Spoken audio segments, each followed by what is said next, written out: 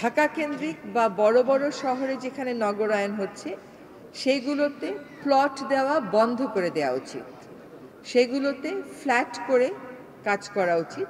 কালকে একজনকে প্রশ্ন করলাম যে ঢাকা শহরে একজন মানুষ কয়টা প্লট কিনতে পারেন এইটার একটা নিয়ন্ত্রণ দেওয়া সম্ভব কিনা।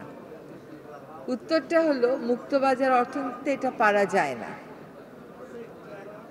কিন্তু দেখা যায় যে আমি হয়তো রাজুক থেকে একটা প্লটই পেলাম, হয়তো আমার পরিবারও একটা প্লটই পেল, কিন্তু আমি বিত্তশালী হওয়ার কারণে আমি আরও অনেক কয়টা প্লট কিনতে পারছি।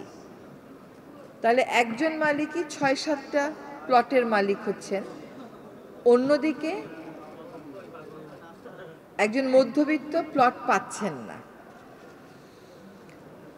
আমরা যদি বসতি নিশ্চিত করার কথা বলি, এইটা আসলে একটা মৌলিক মানবাধিকার। আমাদের অর্থনীতি বিবেচনায় আমরা বিদ্যমান সংবিধানে বলেছি যে এটা রাষ্ট্রের মূল ৫টা দায়িত্বের মধ্যে একটা, রাষ্ট্র পরিচালনার মূল নীতি।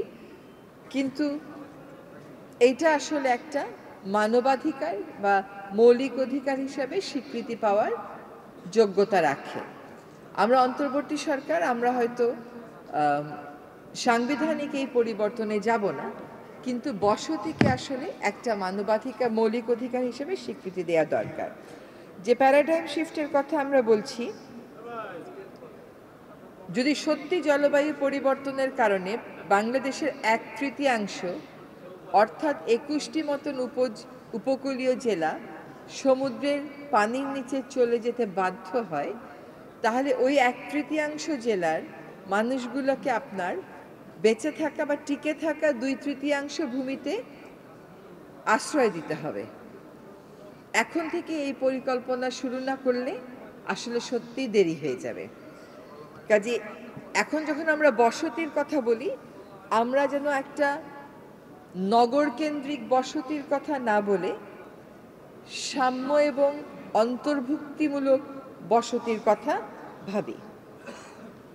আমরা অনেক দিন যাবৎ বলছি ঢাকা কেন্দ্রিক বা বড় বড় শহরে যেখানে নগরায়ন হচ্ছে সেইগুলোতে প্লট দেওয়া বন্ধ করে দেওয়া উচিত, সেগুলোতে ফ্ল্যাট করে কাজ করা উচিত।